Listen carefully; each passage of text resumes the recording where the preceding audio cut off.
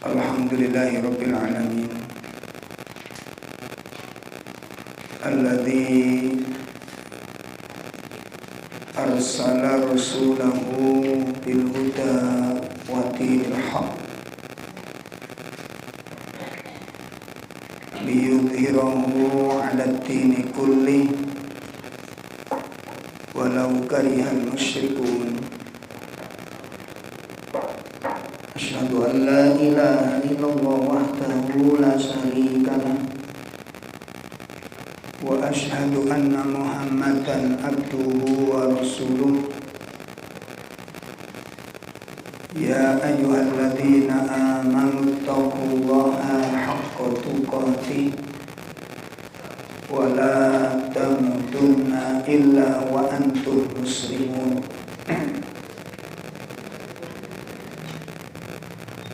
Ya ayyuhan nasu taqu rabbakumul ladzi khalaqakum min nafsin wahidah wa khalaqa minha zawjaha wa batha minhuma rijalan katsiran wa nisaan wattaqullaha alladzi tasaaluna bihi wal arham innallaha kana 'alaikum raqiba.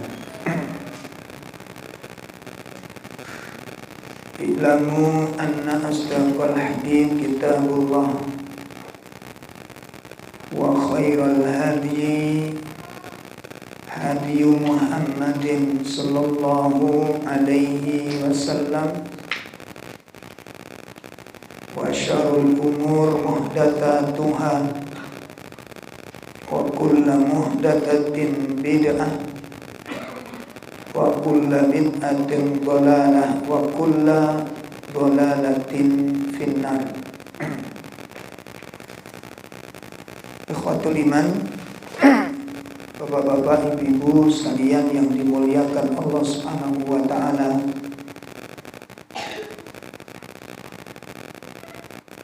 Tidak ada ungkapan yang lebih patut untuk diucapkan kecuali ungkapan tahmid kita kepada Allah, syukur kita kepada Allah, yang mana kita diberikan oleh Allah kesempatan untuk mengenal sunnah.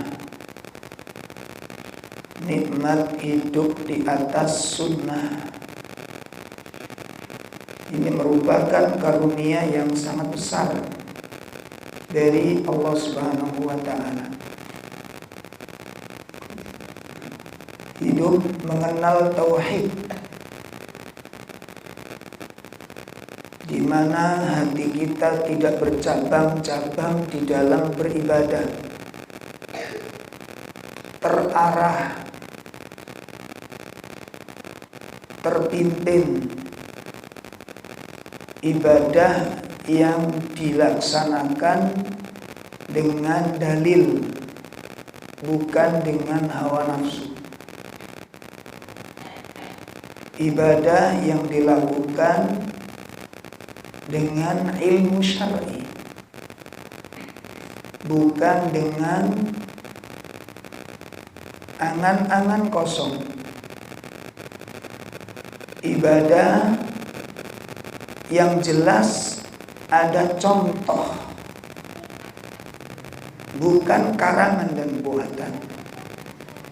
Ini lezatnya ibadah di atas sunnah. Semuanya berdalil. Ya. Dan setiap kita mengikuti sunnah itu pahala di dalamnya. Maka disitulah letaknya lezatnya hidup di atas sunnah. Ya, kita makan dapat pahala karenanya. Makan dapat pahala. Sehingga kita merasa mengganjal. Coba antum coba makan tanpa basmalah. Gimana rasanya? Hah? Gimana rasanya? Pahit rasanya. Kenapa? Karena kita sudah kenal sunnah dan merasa bersalah makan ini. Saya salah ini makan. Coba, Masya Allah, rasanya beda ini. Ya, jadi ketika kita majabas malah tenang sudah. Makan nikmat. Dan nikmatnya makannya itu bukan dari makan, tapi ada kelezatan ketika kita makan itu dipimpin oleh sunnah. Tidur, udah liar-liar, tahu, sadar, belum wudu, ganjel, nggak enak. Ya, kayak nggak enak. Pokoknya ini kok ada yang salah tidur itu. Setelah berwudu selesai, nikmat sekali. Ada pahala di dalam. Ada pahala. Kita habis bersin coba diem, nggak usah baca tahmid. Gimana? Jebles, segerira ya. Nggak enak rasanya. Itulah indahnya hidup di atas sunnah. Maka kita bersyukur atas nikmat ini, dan ini karunia mahal dari Allah Ta'ala. Maka ketika kita sudah memegangnya, sudah menjalaninya, sudah meyakininya, hati-hati. Hati-hati. Kenapa? Ini bisa tergelincir satu saat. Ya, dijaga amalnya. Gimana caranya kita bisa istiqomah di atas sunnah. Istiqomah di atas sunnah. Nah, Bapak Ibu sekalian yang dimuliakan Allah, mudah-mudahan Allah Ta'ala memberikan kekuatan lahir batin kepada kita untuk bisa mengamalkan ilmu-ilmu yang kita pelajari. Semoga Allah memberikan kekuatan lahir batin kepada kita untuk tampil menjadi orang-orang yang soleh, untuk mengikuti jejaknya orang-orang yang jujur imannya. Nah, ikhwatul iman, menindaklanjuti pembahasan kitab Bahjatun Nadhirin dari sarah kitab Riyadhus Shalihin sampai pada babut taqwa, bab tentang takwa. Yang rumongso depannya kosong, maju mas, biar nanti enggak pas ngaji krusek mana gitu. Yang depannya rumongso kosong diisi, maju, biar nanti teman-teman kita mudah untuk mengikutinya.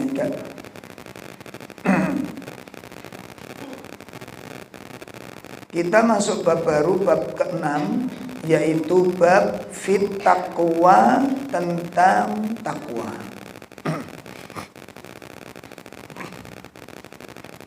Apa yang dimaksud dengan takwa? Kalimat takwa ini kalimat yang familiar. Semua pernah dengar. Karena kalimat takwa itu kalimat yang paling sering diwasiatkan. Ya, paling sering disampaikan di mimbar-mimbar khutbah Jumat itu pesan wajib takwa. Di muqaddimah kajian kita, pesan wajib takwa. Nah, ini adalah kalimat yang sangat familiar di antara kita, kalimat yang sangat kita kenal, takwa itu. Ya. Namun tidak ada jeleknya ketika kita bahas ulang, karena kemungkinan ada di antara kita yang belum memahami definisi daripada takwa. Apa yang dimaksud dengan takwa? Kita lihat dulu di dalam kitab ini, nanti kemudian kita nukil dari kitab yang lain. Qala al-mu'allif berkata penulis, yakni Syekh Salim Itamilan.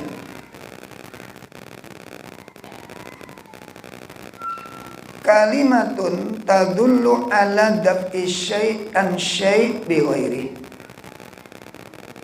Jadi yang dikatakan takwa itu adalah satu kalimat yang menunjukkan daf'i pencegahan syai'in terhadap sesuatu, an syai'in dari sesuatu, bi ghairihi dengan kalimat lainnya atau dengan sesuatu yang lainnya. Satu kalimat yang menunjukkan tentang pencegahan sesuatu dari sesuatu yang lainnya. Haitsu yaj'alu bainahuma wiqayah, di mana dari kedua perkara tersebut diberikan wiqayah, perlindungan atau penjagaan.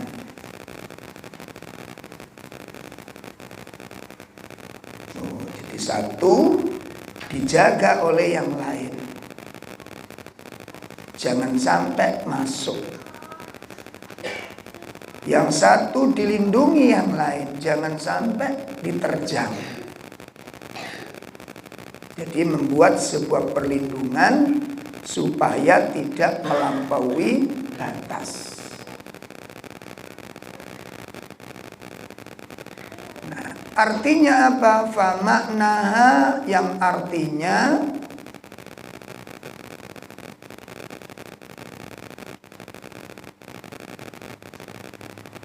an yaj'alal 'abd bainahu wa baina ma yakhafu.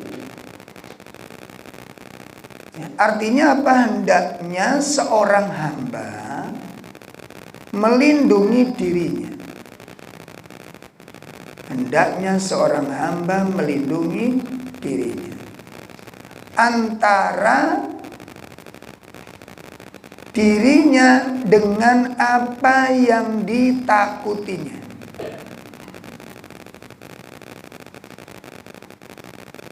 Hendaknya seorang hamba melindungi antara dirinya dengan apa yang ditakutinya. Jadi seorang membuat sesuatu untuk melindungi diri agar dia ada jarak dengan sesuatu yang dia takutkan. Wa yahdharu min, dan wayahdar, waspada, minhu, darinya. Maka kesimpulannya fataqwal abd li rabbih. Nah, berarti kalau seorang hamba itu bertakwa kepada Rabb-nya, ya, jadi kalau hamba bertakwa kepada Rabb-nya artinya apa?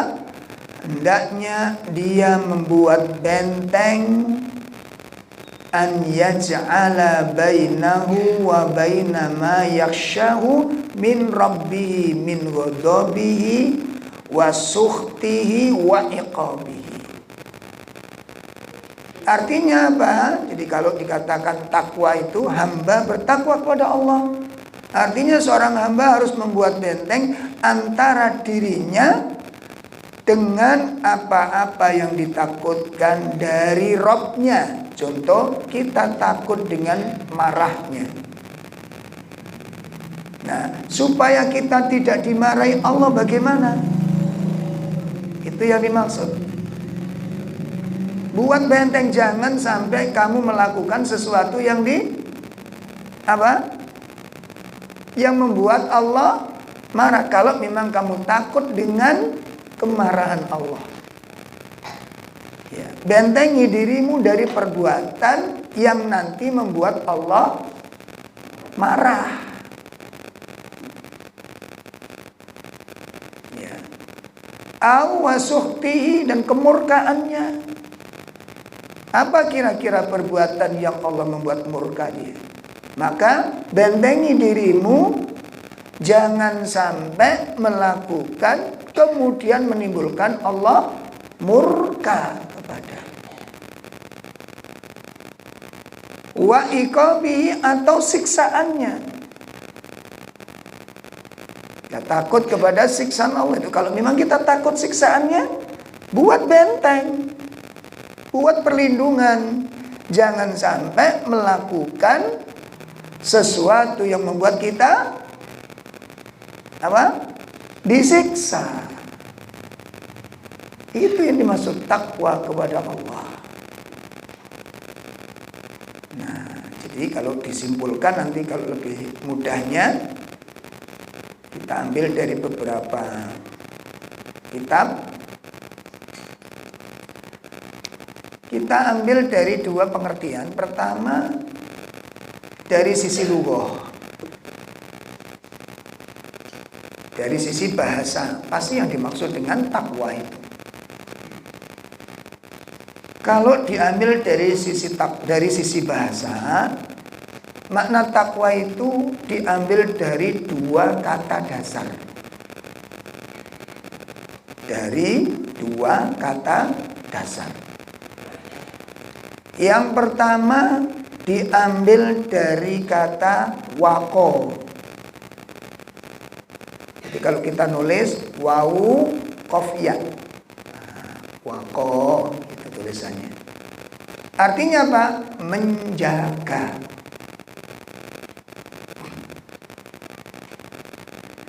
Artinya apa? Apa? Menjaga. Dari kata dasar apa? Waqo. Jadi kalau nulis Arabnya wawu qaf ya. Wawu qaf ya. Qaf ya-nya digandeng, tulisannya waqo. Artinya menjaga. Ya. Kemudian kata dasar yang kedua diambil dari kata al-wiqayah. Al-wiqayah.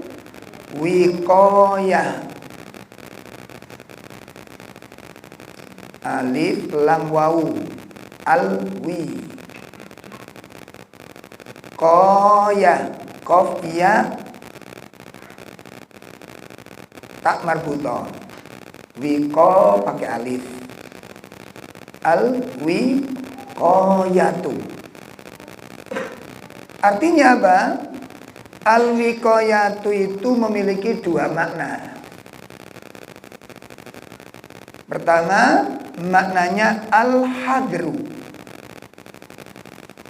Yang pertama, maknanya al-hadru. Artinya waspada. Yang kedua maknanya al-ikhtiyat.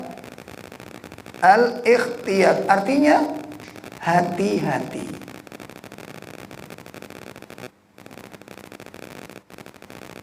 Ya. Sekilas itu hampir sama, Pak. Tapi pada kalau diungkapkan secara spesifik maknanya apa? Beda. Ya. Baik. Nah, jadi kalau disimpulkan dari sisi bahasa, berapa makna tadi? Nanti tadi ada siji, pripun? Ada 3. Napa? Menjaga, waspada, hati-hati. Pun coba dirasakne sakniki. Sebenarnya kalau kita betul-betul cermat membaca ini dengan hati kita, Pak. Kalau kita membaca kalimat itu dengan hati kita, itu udah terasa siapa orang bertakwa itu. Orang bertakwa adalah orang yang menjaga, punya sifat penjagaan diri. Orang bertakwa adalah orang yang selalu waspada. Orang bertakwa adalah orang sifat hati-hati. Berarti apa? Dalam hal apa? Dalam segala hal. terlalu kendel. Apa kendel ini kenapa? Kenapa? Nekat, nggak kamu berani gitu ya. Dilihat dari kasusnya apa ini. Ini sifat orang bertakwa itu sudah ada, dirasakan. Baru bahas tentang bahasa saja udah bisa dirasakan. Sehingga inilah yang kemudian diartikan oleh sahabat Abu Hurairah. Ini penjelasan dikatakan oleh Abu Hurairah. Ketika beliau ditanya, wasu'ila anit taqwa, ketika dia tanya tentang takwa, faqala, dia berkata, hal akhadta tariqan dasauk. Ada orang bertanya, ya Abu Hurairah, mahiyat takwa, apa yang dimaksud dengan takwa itu? Abu Hurairah menjawab, hal akhadta tariqan dasauk, apakah Anda pernah melewati jalan yang ada durinya? Nah, nopo panjenengan nate melaku ing dalan sing ana rine? Lah orang yang bertanya tadi jawab, naam, ya. Inggih, saya pernah lewat jalan yang ada durinya. Nah, kula nate melampah ing dalan sing wonten rine. Kala, berkata Abu Hurairah, fa kaifa sonata, menawi panjenengan melampah dalan sing ana rine niku pripun yang jenengan lakukan? Nah, wis krasa niki. Walaupun gak melaku tapi ngerasa nih ngono. Apa yang harus dilakukan kalau kita jalan lewat jalan yang ada durinya? Supaya tidak tertusuk oleh duri. Pripun carane mlakune ini? Iku perbuatane wong takwa. Ngono. Nek cara dulinan ngono Pak, sakjane main catur iku cara uripe wong takwa. Wong sekat niku. Wong sekat niku nek kate mlaku hati-hati, Pak. Pikir kita pakai kene dipangan apa enggak karo jaran iki. Cuma sayang sing dipikir jaran tok. Sayangnya di situ. Sebenarnya itu pikiran yang cerdas orang catur itu. Orang yang teliti. Sayang teliti nih cuma main catur. Sampai tinggal wong main catur nih. Apa main didekek ceklek-ceklek, mbok diperhitung mateng, Pak. Tak dekek kene, teko kene aman, teko kene toko kena iki gak sida. Mane kadang-kadang wong gak patek pinter iku digacoki mawon. Jare musune dekeken. Nggih mboten? Nggih mboten? Pun, ayo dirasakno. Napa kula mbek sampean wis ngono cara uripe iki.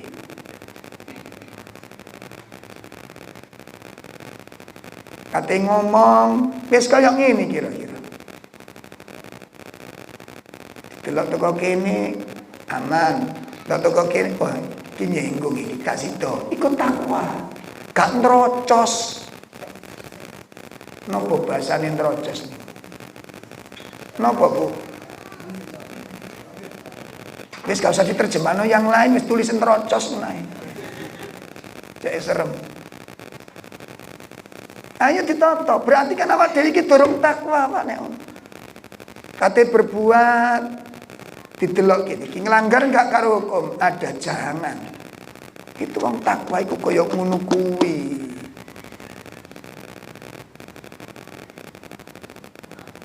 Ayo dirasakne tenan. Nah kalau enggak, nek sembrono urip niki ya Allah. Urusan hidup ini juga cuma dunia loh, Pak. Ojo sampai awak dhewe iku ngejar sesuatu nikmat sesaat, penderitaan panjang itu jangan sampai. Pun ngantos. Dipikir, dipertimbangkan sing mateng. Napa keuntungan dunia sesaat kalau kemudian di dalamnya melanggar batas-batas saking Allah Ta'ala. Sesaat. Makanya sahabat Abu Hurairah ditanya lah, Kira-kira kowe nek mlaku ning dalan sing ana rine ku piye? Kemudian yang tanya tadi jawab idza ra'aitu syauq.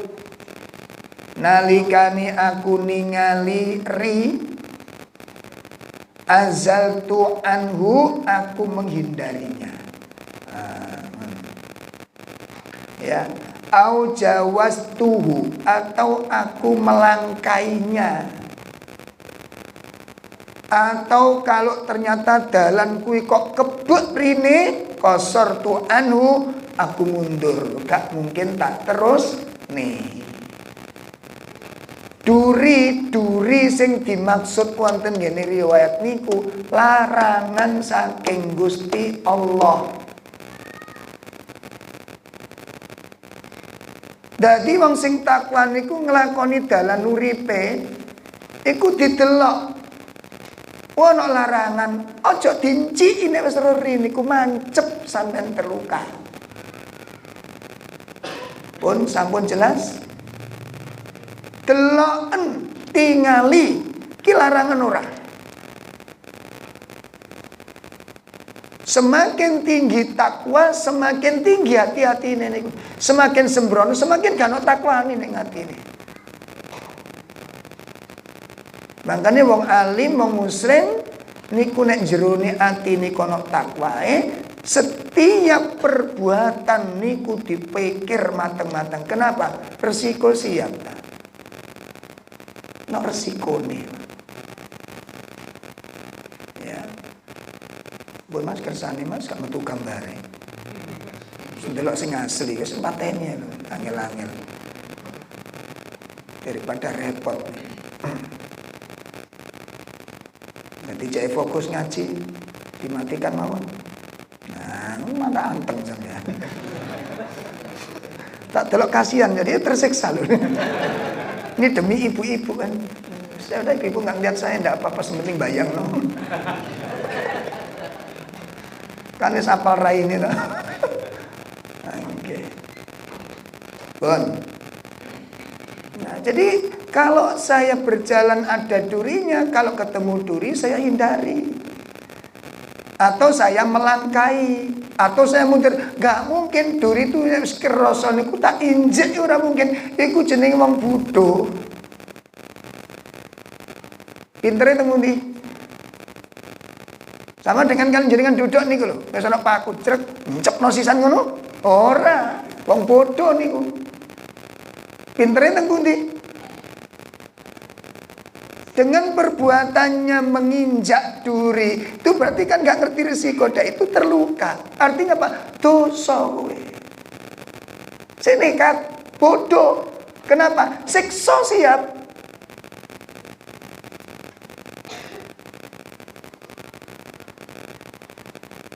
Dong panjenengan kali kulum kelilipan ora gelem lho. Kok ndek omongan iku lah ngono kok kelilipan ora gelem sampean kok lambene ngomong piye? Walau ngene kok gak oleh, ngene kok gak oleh. Ping pira krungu omongan ngoten niku? Sampean kalau melaku di depan ada debu lewat. Jenengan mencicil apa mendelik? Apa merem? Hah? Sampean sepeda motoran ini, depan ada debu gitu. Hah?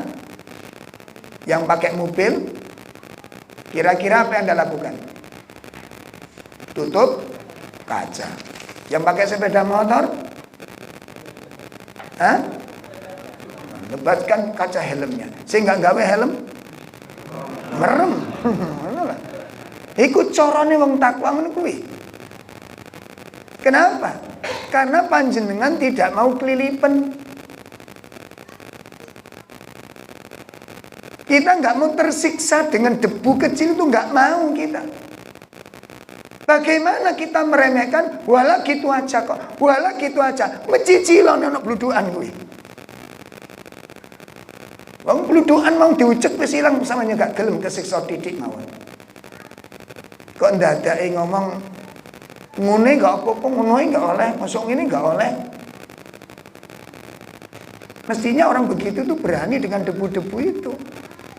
Makanya puncak ketakwaan, semakin tinggi ketakwaan, mari kita lihat Sebuah nasihat dari sahabat Abu Darda radhiyallahu anhu. Pripun? Qala Abu Darda, dawuh sapa Abu Darda, tamamut taqwa, puncak-puncaknya ketakwaan. Nah, ini. Puncaknya ketakwaan. Jadi tinggi ketakwaannya, paling tinggi nih gitu. An yattaqiyallahul abdu. Bahwasanya atau hendaknya seorang hamba bertakwa kepada Allah. Hatta yattaqiyahu min mithqali dzarratin. Sampai dia bertakwa kepada Allah, dia menjaga dirinya min mithqali dzarratin, dari sebutir biji sawi. Itu puncak ketakwaan itu teng mriki.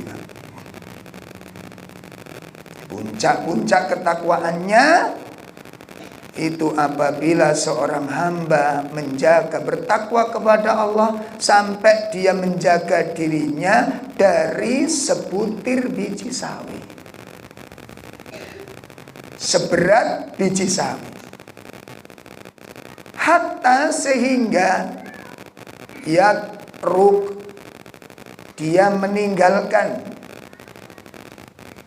tinggalkan ba'doma yara, sebagian apa yang dia lihat, ya, sampai dia pun meninggalkan sebagian yang dia tahu, yang dia lihat, annahu halal, itu sebenarnya halal.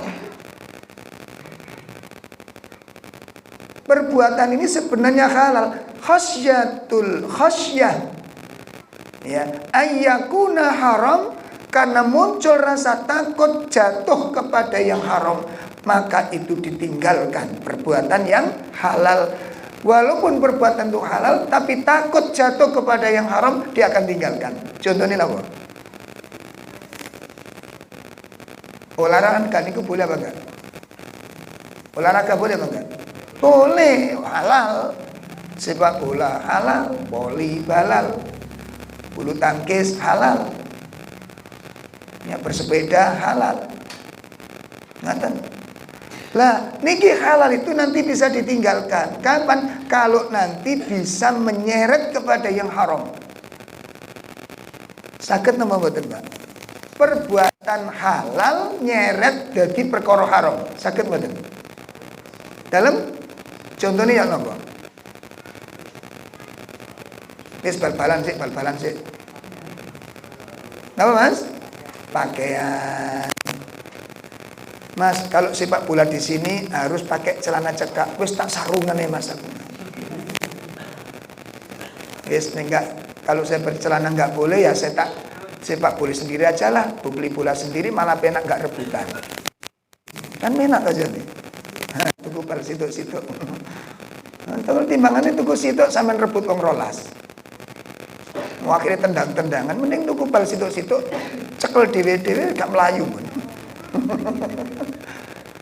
Itu contohnya. Atau permainan yang kemudian menyita waktu sampai melebihi batas-batas waktu yang menghabiskan waktu sholat. Kudu dibatasi, makanya sampean balan wari asar silakan, tidak masalah. Tapi sampean sakit kudu ngatur waktu nih pun.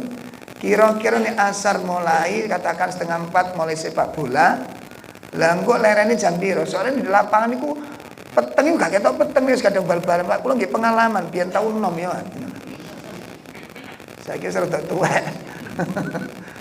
Nggih, nek sono di lapangan niku gak kono peteng, Pak. Padang terus lapangan niku. Ngaten, aja sampai kalah karo petek-petek kate mari pun ngerti, Pak. Oh iki wayahe suruh mlebu ning kandang. Mosok sampean kalau cerdas karo pitik. Wong mripate pite awas nek peteng sampean kok malah gak awas-awas ngono piye? Jane cerdas apa ndase gede kula mbek sampean. Paham nih? Nah, kalau saya mandi, kalau saya sepak bola jam 5, maghribnya jam piro? Setengah 6, nutut gak ngetus keringet ambek maghrib. Iku mikir cerdas. Nutut gak? Gak nutut berarti istirahatku lebih cepat. Sekedar sepak bola aja, gabung sama teman. Nanti jam 5.00 berapa tak izin. Selesai. Tapi kadung serem iku angel. Lagi mboten? Nah, sing pengalaman-pengalaman sepak bola nih. Atau malam boleh ndak masalah bersisa. Tapi aja pergi nemen, sampean kudu tahajud esok. Esok enggak tahajud iki.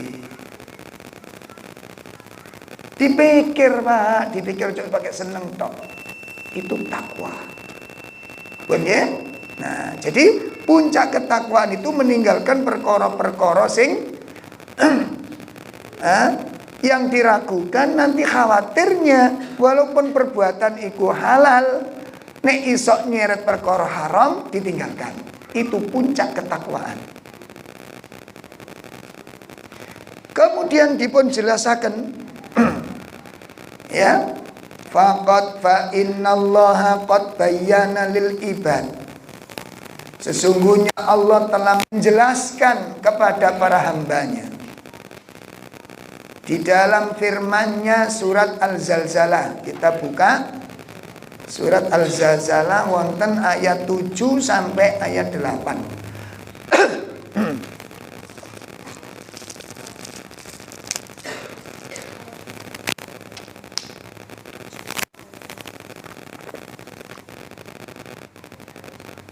Ayat 7 ngantos ayat 8. Faman ya'mal mithqala dzarratin khairan yarah wa man ya'mal mithqala dzarratin syarran yarah. Iya, ada terjemahan minta tolong. Maka barang siapa mengerjakan kebaikan sebesar biji zarah, niscaya dia akan melihat balasannya. Dan barang siapa mengerjakan kejahatan sebesar biji zarah, niscaya dia akan melihat balasannya. Insyaallah. Apa artinya di sini? Disebutkan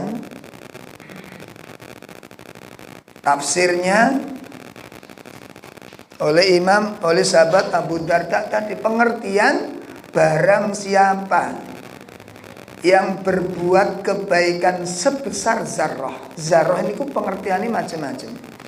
Wonten ingkang nafsiraken zarrah niku biji sawi ada. Wonten malih sing nafsiraken kepala semut hitam yang kecil. Napa semut hitam, semut merah yang kecil niku pripun? Ngertos niku. Cuwilik niku lho, Pak. Sing napa niku? Apa jenenge? Kresek. Pokok sing semut abang sing cilik sing mboten nyokot. Ini grambek niku lho, grambang niku lho. Niku ndase. Iku jenenge dzarrah. Masya Allah. Ada pula yang menafsirkan kalau rumah dinding bambu itu kalau pagi itu kena cahaya matahari niku kan bolong-bolongan ini niku napa? Serowotan iki, serowotan. Niki sak madhab kali kula kaya ini.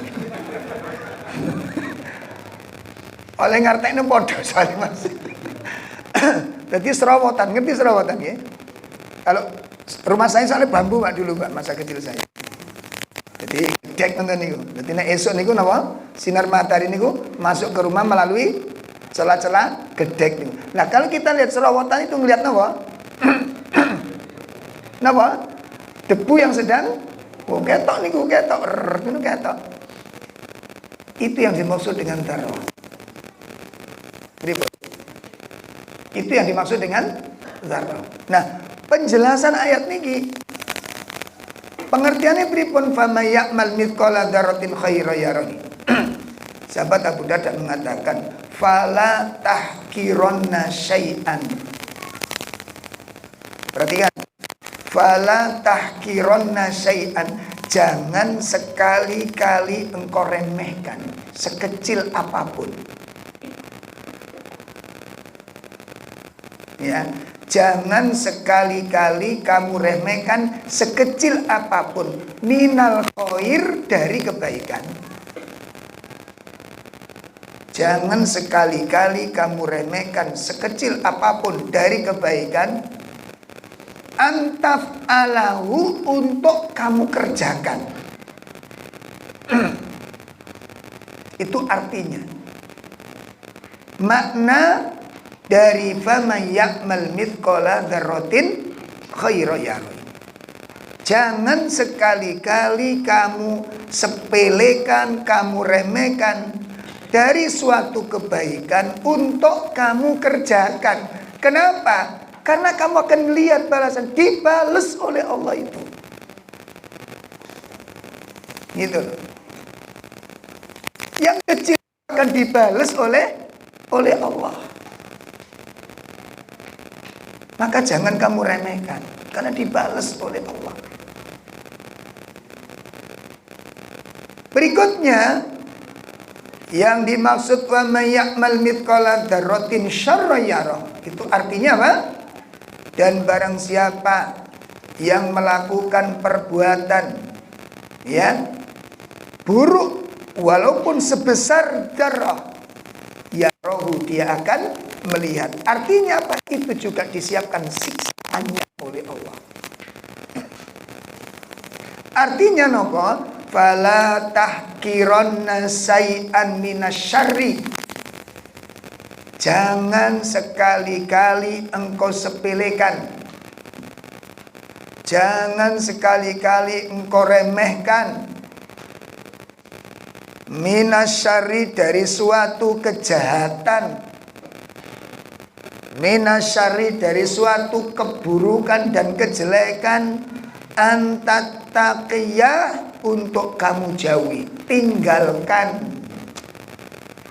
walaupun itu kejelekan sebesar biji sawi. Kenapa? Ya roh, sebab kamu sudah disiapkan siksaannya oleh Allah. Nah, inilah yang kemudian menjadikan bagaimana takwanya Abu Bakar radhiyallahu anhu. Itu karena Abu Bakar itu puncak ketakwaan Abu Bakar orangnya. Ngomong hati-hati, Pak. Mungkin kalau jenengan punya kekuatan, punya pengomong kepada orang yang di bawah jenengan, enak, ngerowocos, menang, nggak masalah. Akhirat berat sampai. Makanya Abu Bakar tuh kalau ngomong terus yang diomongi agak tersinggung, apa yang dilakukan Abu Bakar? Kenapa yang dilakukan Abu Bakar? Kenapa, Pak? Pribon? Abu Bakar ngomong nih, tersinggung orangnya, terus sakit hati orangnya. Yang dilakukan Abu Bakar apa? Kisos, langsung. Apa kata Abu Bakar? Balesin aku, persis yang aku ngomong tadi. Balesin. Enggak, aku enggak mau. Kalau enggak mau, maafkan aku. Terus diem. Tolong maafkan aku, diem. Enggak mau, tak laporkan kepada Nabi. Kamu tidak mau membalas dan tidak mau memaafkan. Terus apa kamu biarkan aku akan dihisap oleh Allah dengan satu kataku ini? Itu Abu Bakar. Bagaimana dengan kita? Mari ngilokno wong sampai megap-megap seger. Wis puas mas aku mas, tak kabeh no wong kelagepen. Tunggu di akhirat.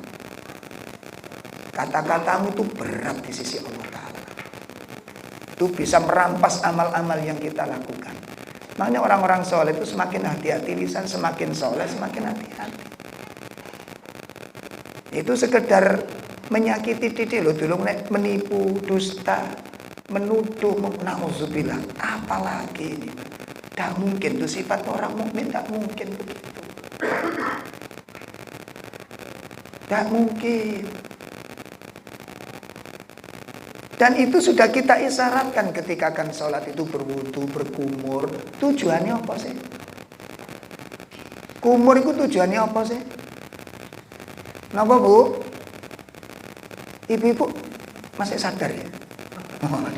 Koyok semaput. Ya. Berkumur kan membersihkan kotoran-kotoran mulut. Kalau sekedar potongan-potongan makan yang kecil-kecil itu harus kita buang supaya nggak kotor mulut kita. Lalu kita ganti dengan daging-daging manusia. Hah? Kan nggak layak ini disebut mukmin. Kan nggak pantas makamnya sebagai orang muslim. Orang yang takut kepada neraka, yang orang berharap kepada surga. Punya kata-kata yang tidak benar, bukan layak, Pak. Sangat tidak patut. Makanya ini tadi kita renungkan, apa itu takwa?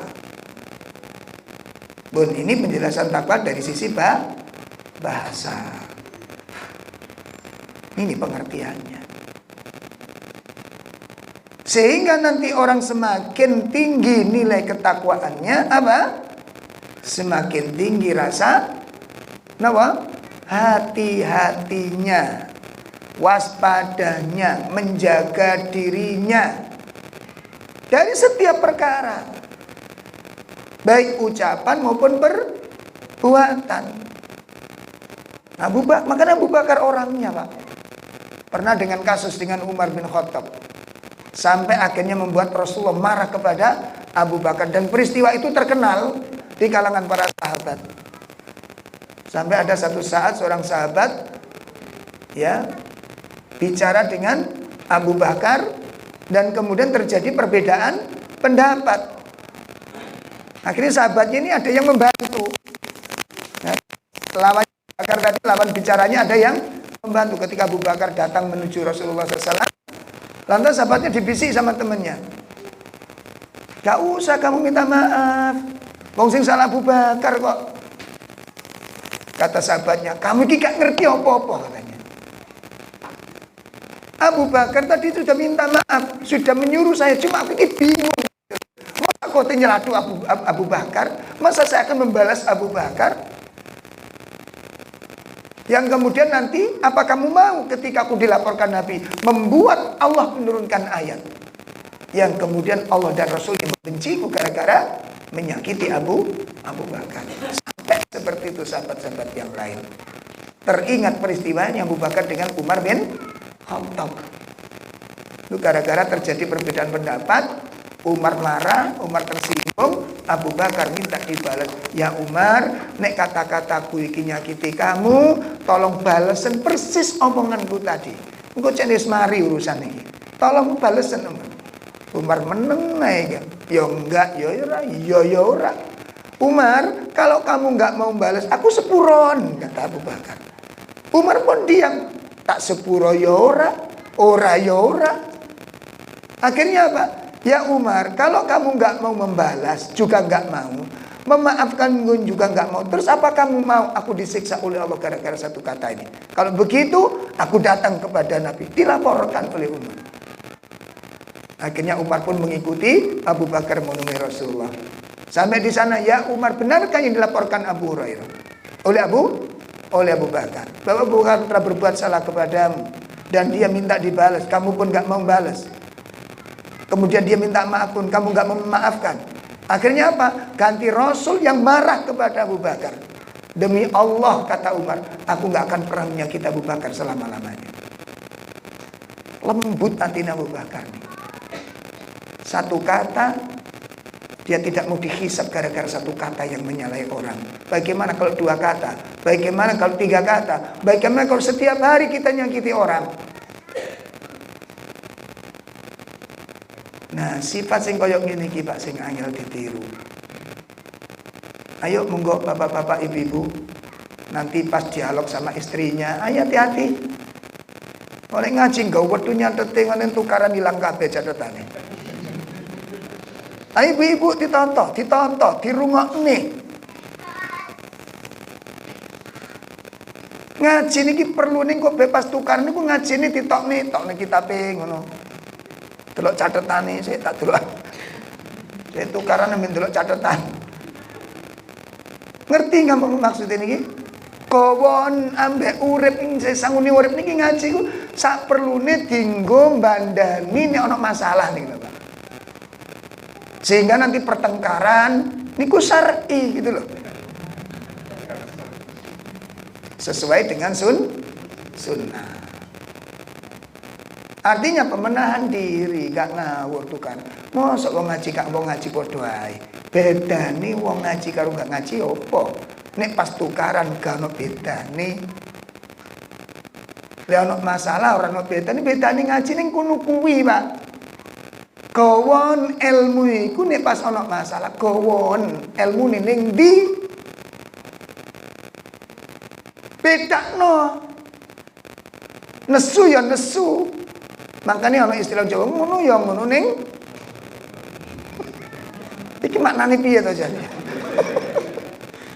Ngono ya ngono Mas ning aja ngono.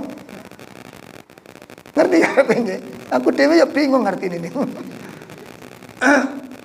Lah iku gunane. Ono masalah satu misal nanti kerjasama, ono masalah, ono trouble dan dia menunjukkan alasan dan bener alasannya. Logis alasannya nyata, ya diterima. Gak ngawur. Nanti kata-kata loh nih. Ketika Nabi ditanya apa ya Rasulullah, yang paling banyak orang menyeret ke dalam neraka, Nabi mengatakan apa? Lisan. Lisan, hati-hati makanya. Makanya nek kula mbek sampean, makanya kula mbek saya dengan istri saya belajar, Pak. Ya, mau berangkat ngaji, salaman. Kalau ada salah dimaafkan. Kita makanya mbek wedon niku sing akrab ngoten ya. Jangan istri seperti bainal masyriqi wal maghrib.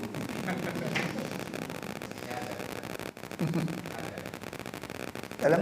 Oh iya saya, Masya Allah. Nggih, monggo. Kita jeda dulu, nanti kita lanjutkan penjelasan tentang seputar takwa.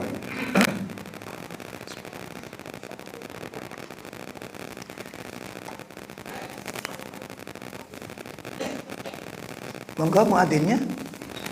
Sing nom-nom ya. Oh ya betul konadane sakno. Monggo Mas, monggo.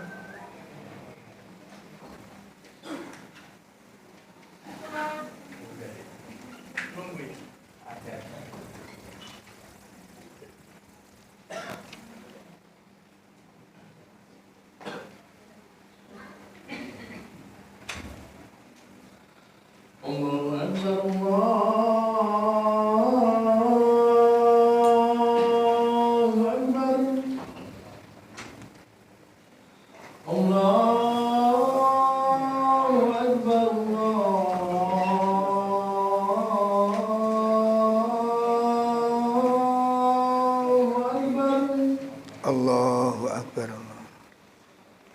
Asyhadu an la ilaha illallah.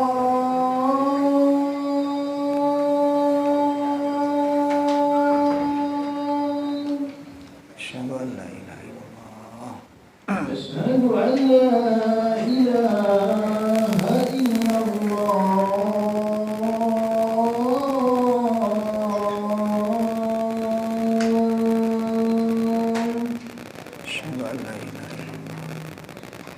أشهد أن محمدا رسول الله.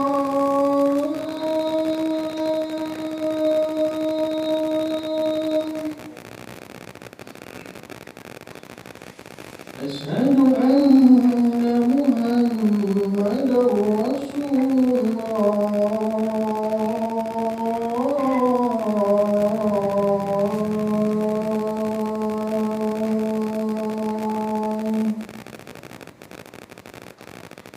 حي على الصلاة.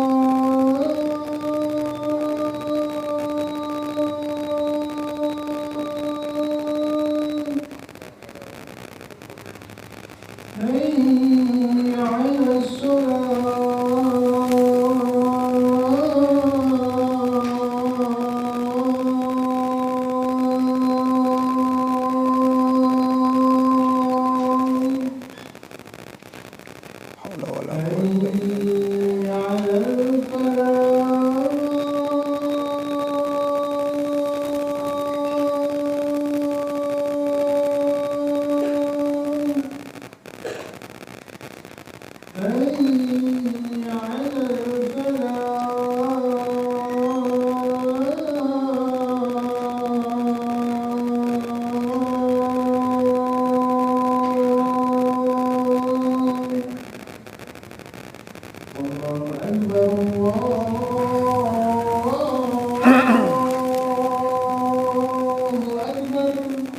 Allahu Akbar.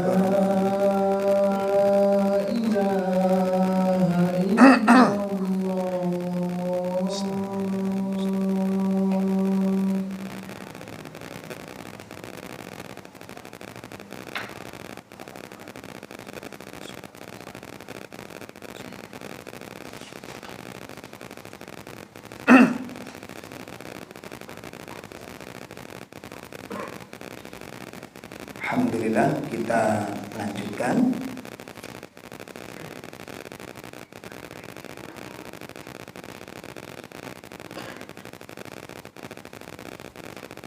Nah, itu tadi penjelasan tentang takwa menurut bahasa. Yang kedua, makna takwa menurut syariat. Makna takwa menurut syariat.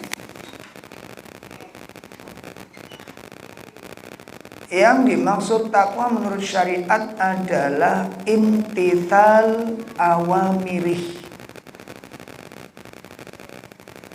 Imtithal awamirih, menjalankan perintah-perintahnya. Wajtinabu nawahi, dan menjauhkan diri dari larangan-larangannya.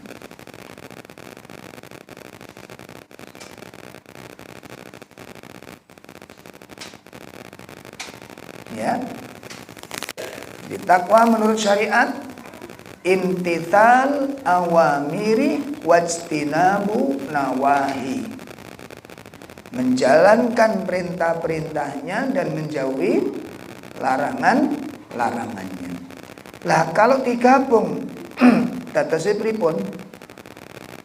Makna menurut bahasa digabung dengan makna menurut syariat.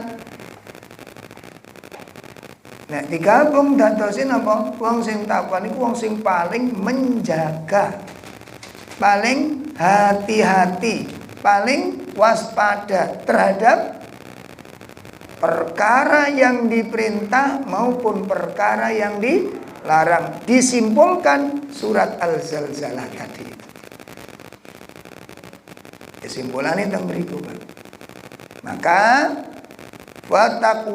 fatakwal abdi li rabbih, maka ketakwaan seorang hamba kepada Rabbnya adalah an yaj'ala bainahu wa baina ma yakshahu min rabbih min ghadabihi wa sukhtihi wa iqabihi wiqayatan taqihi min dalik. Jadi ketakwaan seorang hamba kepada Rabbnya, yaitu hendaknya dia menjadikan antara dirinya dengan apa-apa yang dia takutkan dari Rabbnya. Takut terhadap kemurkaannya, takut dengan kemarahannya, takut dengan siksaannya. Ya, maka hendaknya dia membuat pelindung, membuat benteng, jangan sampai nabrak dengan apa yang membuat Allah murka. Dengan cara apa? Fi'lu ta'atihi, yaitu menjalankan ketaatan kepadanya, wajtinabu ma'asihi, dan menjauhi maksiat-maksiat kepadanya. Itu carane kados ngoten kuwi. Sehingga nanti kemampuan orang di dalam menjalankan perintah dan menjauhi larangan tergantung nilai dan kekuatan takwanya. Ngaten, Pak. Makanya nggak usah ana wong miskin, wong biasa nyambut gawe niku gaji mboten sepiro, tapi infake maksimal. Kenapa? Takwanya. Makanya kan kekuatan ibadah niku gak diukur karo kekuatannya materi, mboten. Bukan kekuatan dohir. Kemampuan seseorang di dalam ibadah itu tergantung dengan kekuatan akidahnya, kekuatan takwanya, bukan kekuatan dohir atau materi. Saya dipahami? Jadi semakin tinggi nilai ketakwaannya, semakin kuat dia melakukan ketaatan. Walaupun menurut logika kita nggak masuk akal. Kalau ceritanya ada seorang ustadz yang bertugas di tengah hutan, Mbak, dakwah. Nah, di antara jamaahnya beliau itu ada seorang kakek nenek nyambut gawe ini ku pados kayu tenggene ranting-ranting nih lho, Pak. Ngene alas nih. Nyambut gawe ngoten niku UMR pinten? Ngono niku UMR piro, Pak?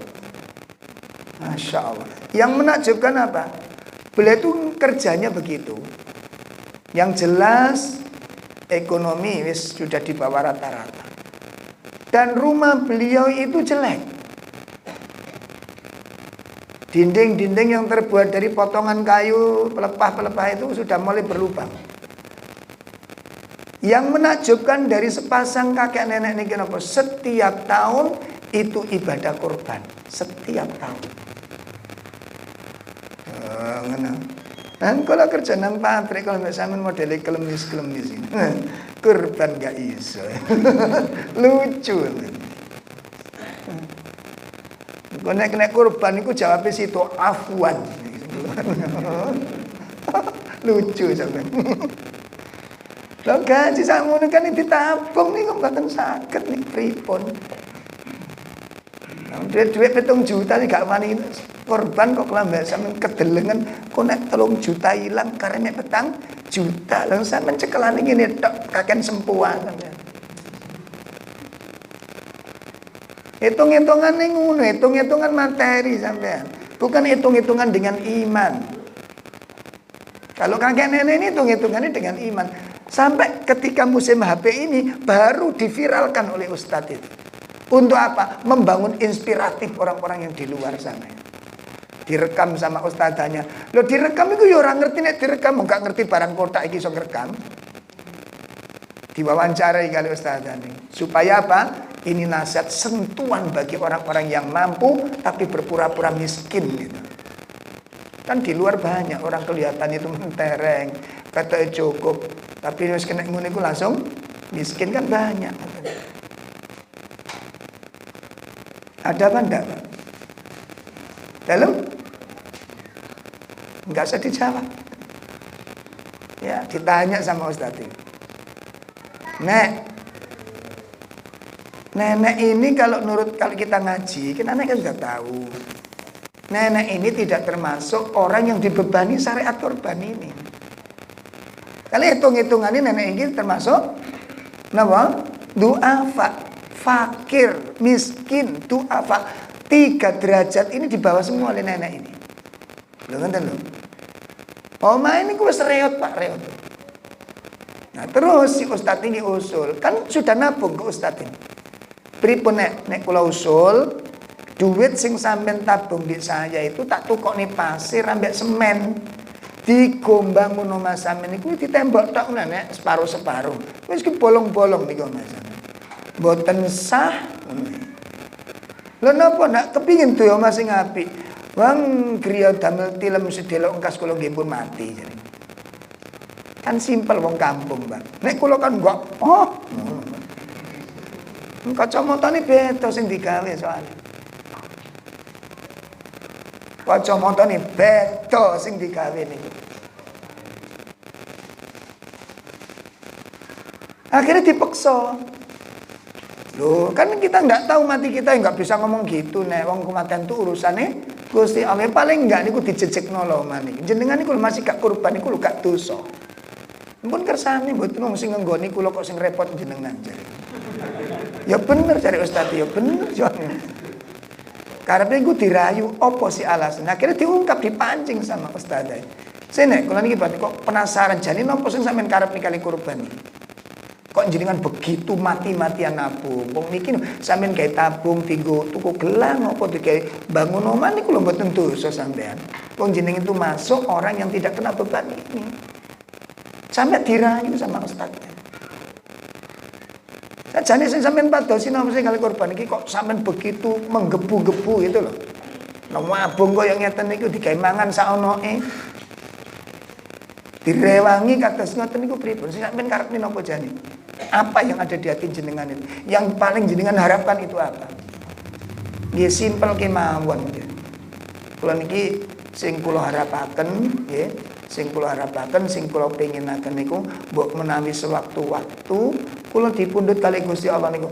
Pas kula rawuh dateng ngarsanipun Allah niku, Allah seneng lihat saya. Ya Allah. Simpel, Pak. Keinginan yang luar biasa. Ya, kita nggak ingin mengikuti jejak ini. Ketika kita datang kepada Allah, Allah senang melihat kita. Dengan pengorbanan yang ditampakkan, Allah ridho kedatangan kita. Disambut radhiyallahu an. Allah ridho. Itu yang saya harapkan. Niku sing kula karepne dengan semua yang selama ini saya lakukan. Kula rewangi ngeten, kula rewangi mangan mboten penak. Karep kula niku ning Gusti Allah pun ndelok perjuangan kula niku. Dan kula mangkene dipundhut sewaktu-waktu wangsul datang Allah niku Allah seneng. Nah kula seneng. Itu ingkang kula pengenaken dhateng ngarsanipun Allah. Nah, Yesus Ustaz. Kenapa? Bisa jadi Ustaz sendiri nggak mampu melakukan seperti itu. Kenapa sang murid jauh lebih tinggi ketakwaannya kepada sang guru? Ini nilai dari sebuah ketakwaan. Masya Allah. Ini nilai dari suatu ketakwaan. Ayo, kula mbek sampean kapan berlomba-lomba dalam kebaikan. Bukan semakin menampakkan diri dan tidak, enggak, menampakkan ketaatan. Hidup ini untuk taat. Bukan untuk menunjukkan kekayaan, menunjukkan kemampuan, menunjukkan kemiskinan. Taat. Kalau kaya, jadikan surgamu itu dengan ketakwaanmu, dengan kekayaanmu itu. Cari dengan kekayaanmu itu. Kalau miskin, dapatkan surga dengan kemiskinanmu itu. Taat. Kalau kamu sehat, raih surga dengan sehatmu. Kalau kamu sakit, raih surga dengan sakitmu. Dengan cara apa? Ridho. Hidup ini untuk taat, bukan untuk main-main. Ya, ini ketakwaan. Itu ketakwaan. Bun, nah sampai di sini dulu penjelasan tentang takwa. Terakhir, wa yadkhulu fit taqwa al-kamilah. Masuk di dalam takwa yang sempurna adalah fi'lul wajibat wa tarkul muharramat wasyubuhat. Nah, masuk dalam perkara-perkara yang masuk di dalam kategori takwa yang sempurna adalah melaksanakan yang diwajibkan, meninggalkan yang diharamkan, dan perkara-perkara syubhat, dan meninggalkan perkara-perkara malayakni, meninggalkan perkara-perkara yang gak jelas manfaatnya. Itu puncak ketakwaan yang sempurna. Bapak Ibu, ini dulu yang bisa kami sampaikan dalam kajian malam ini. Insyaallah nanti bulan depan kita lanjutkan ya pesan-pesan takwa dan kedudukan takwa dalam Islam insyaallah. Ayat-ayat yang memerintahkan kita takwa dan pentingnya ketakwaan di dalam Islam. Sallallahu ala nabiyyina Muhammad subhanakallahumma wa bihamdika asyhadu an la ilaha illa anta astaghfiruka wa atubu ilaik. Assalamualaikum warahmatullahi wabarakatuh.